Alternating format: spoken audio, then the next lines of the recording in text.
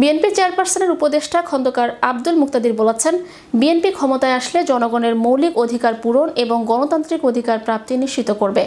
রবিবার বিকেলে কয়েস ফাউন্ডেশন ইউকের পক্ষ থেকে সিলেট সিটি কর্পোরেশনের ৬ নং ওয়ার্ডের দুস্থ অসহায়দের মাঝে শীতবস্ত্র বিতরণকালে প্রধান অতিথির বক্তব্যে উপরোক্ত কথাগুলো বলেন।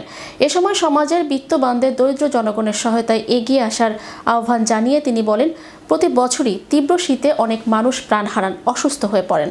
সমাজের বিত্তবান শ্রেণী এগিয়ে আসলে শীতার্ত মানুষদের প্রাণ রক্ষা সম্ভব।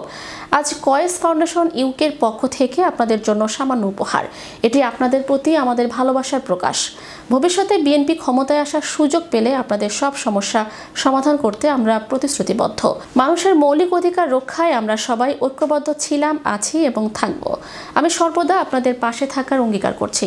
কয়েস ফাউন্ডেশন ইউকের প্রতিষ্ঠাতা চেয়ারম্যান কয়েস আহমেদের সভাপতিত্বে ও ১ নং ওয়ার্ড বিএনপির সহ সাংগঠনিক সম্পাদক এবং আনোয়ার ফাউন্ডেশন ইউকের বাংলাদেশ প্রতিনিধি লিমন আহমেদের পরিচালনায় শীতবস্ত্র বিতরণী অনুষ্ঠানে বিশেষ অতিথি হিসেবে বক্তব্য রাখেন সিলেট মহানগর বিএনপির ভারপ্রাপ্ত সভাপতি ও সিলেট সিটি কর্পোরেশনের সাবেক প্যানেল মেয়র রেজাউল হাসান কয়েস লোদি, মহানগর বিএনপির সাংগঠনিক সম্পাদক সৈয়দ সাফেক মাহবুব, সহসভাপতি মুফতি নেহাল উদ্দিন, মহানগর বিএনপির সাবেক যুগ্ম সম্পাদক হুমায়ুন আহমদ মাসুক, সাংগঠনিক সম্পাদক দেওয়ান জাকির, ধর্ম বিষয়ক সম্পাদক মুফতি রায়হান উদ্দিন মুন্না। অনুষ্ঠানের শুরুতে কোরআন তেলাওয়াত করেন মহানগর জিয়া মঞ্চের সদস্য সচিব জয়দ রাজন। কয়েস ফাউন্ডেশন ইউকের পক্ষ থেকে সিলেট সিটি কর্পোরেশনের ৬ নং ওয়ার্ডের দুস্থ অসহায়দের মাঝে শীতবস্ত্র বিতরণকালে প্রধান অতিথির বক্তব্যে রাখেন বিএনপির চেয়ারপারসনের উপদেষ্টা খন্দকার আব্দুল মুক্তাদির।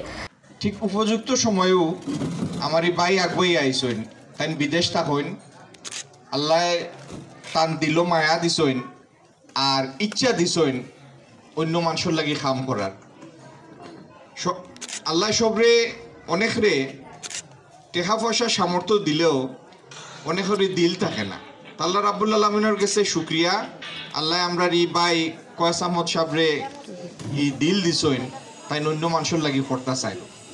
তান বাড়ির এলাকাত শিলাম তাই ইতিমধ্যে একটা মসজিদ করছেন এবং প্রত্যেক বছরও তাই এরকম এই জাতীয় দানমূলক কাম করেন। এটা কোনো বেনিফিশিয়ারি নাই, নন প্রফিটেবল এবং non political organisation from UK since 2010 এবং আমি এটা 2010 থেকে এটা পরিচালনা করলাম স্লোলি এবং এইটার বেসিক বাংলাদেশ প্রতিনিধি জনাব লিমন আহমদ আমার ছোট ভাই থাইনিটার প্রতিনিধিত্ব বিশেষভাবে করিয়া থাকেন আনোয়ার ফাউন্ডেশন এবং কয়েস ফাউন্ডেশনের প্রতিনিধিতা। তার স্বেচ্ছাসেবী সংগঠন থেকে জনগণের দ্বার প্রান্তে তার সংগঠনের সেবা পৌঁছে দেওয়ার জন্য আজকের এই শীতবস্ত্র সেই ফাউন্ডেশনের জনাব কয়েস আহমদ একটু আগে যিনি বক্তব্য দিয়েছেন এবং ফাউন্ডেশনের উদ্দেশ্য তুলে ধরেছেন। আমরা বিশ্বাস করি যে ফাউন্ডেশন তার উদ্দেশ্য যেটা নিয়ে কাজ করতেছে, আশা রাখি তার উদ্দেশ্য সফল এবং সার্থক হবে।